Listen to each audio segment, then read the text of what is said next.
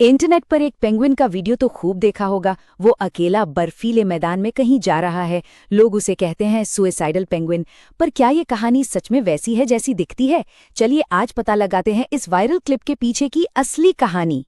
हाँ, और इंटरनेट पर तो इसे सैड म्यूजिक और कैप्शन के साथ ऐसे दिखाते हैं मानो मानो उसने जानबूझकर मौत को चुन लिया हो।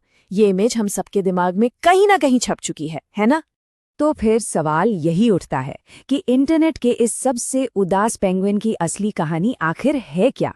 क्या ये वाकई एक जानवर की दुखभरी दास्तान है या इसके पीछे कुछ गहरा छिपा है? चलिए इसी की तह तक चलते हैं। तो ठीक है, इस वायरल कहानी से थोड़ा हटकर अब हम चलते हैं सीधे उस जगह जहां से ये क्लिप असल में आई है। तो ये क्लिप असल में 2007 की एक बहुत ही मशहूर डॉक्यूमेंट्री से है जिसका नाम है encounters at the end of the world.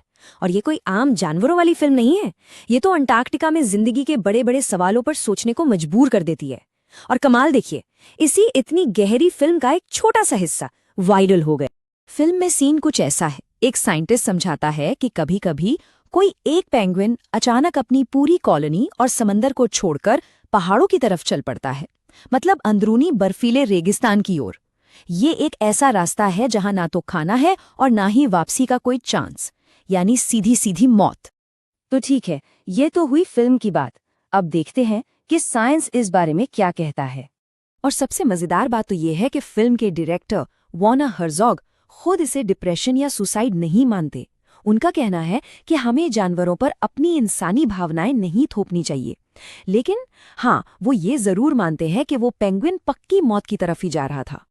Scientist का मानना है कि इस अजीब बर्ताव के पीछे असली वजह कुछ और हो सकती है।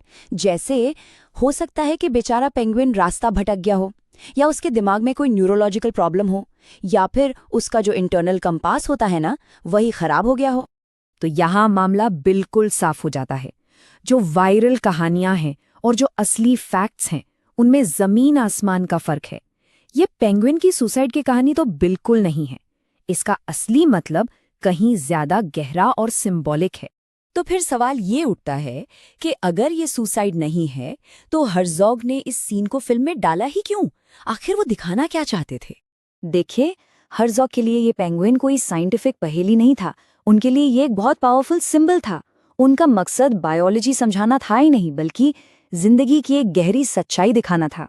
ये अकेला पेंगुइन जिंदगी के अकेलेपन को दिखाता है। ये इस बात का सिंबल है कि किसी दूसरे के दिमाग में क्या चल रहा है, ये हम कभी कभी भी पूरी तरह नहीं जान सकते। ये अपनी ही धुन में चलने का प्रतीक है, फिर चाहे उसका अंजाम तबाही ही क्यों ना हो। और ये बात हर्ज़ोग के काम की मेन थीम से एकदम फिट बैठती है। उनकी फिल्मों में अक्सर पागलपन, जुनून और इस बेपरवाह नेचर के सामने इंसान की लाचारी दिखाई देती है। ये पेंगुइन भी बस उसी कहानी का एक और किरदार है। लेकिन एक सवाल अभी भी है। एक पेंगुइन की ये कहानी देखने वालों पर इतना गहरा, इतना परेशान करने वाला असर आखिर क्यों डालती है? और ये वो सवाल है जो इस क्लिप को देखने के बाद लगभग हर किसी के मन में आता है कि फिल्म बनाने वाली टीम ने उसे बचाया क्यों नहीं, उसे रोककर वापस क्यों नहीं भेज दिया? इसके दो बड़े कारण हैं। पहला तो है कानून। अंटार्कटिका में वाइल्ड लाइफ के साथ छेड़छाड़ करने की इजाजत ही नहीं है।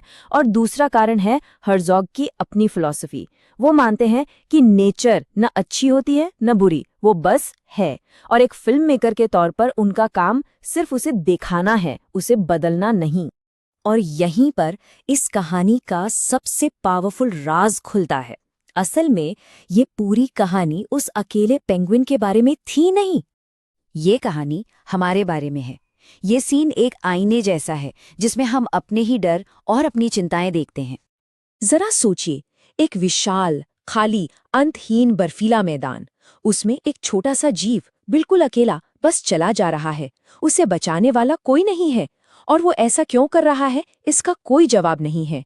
ये सीन अकेलेपन, निरर्थकता और इस विशाल ब्रह्मांड में हमारे छोटे से वजूद के सबसे गहरे डर को छू जाता है। तो आखिर में ये कहानी एक सवाल छोड़ जाती है।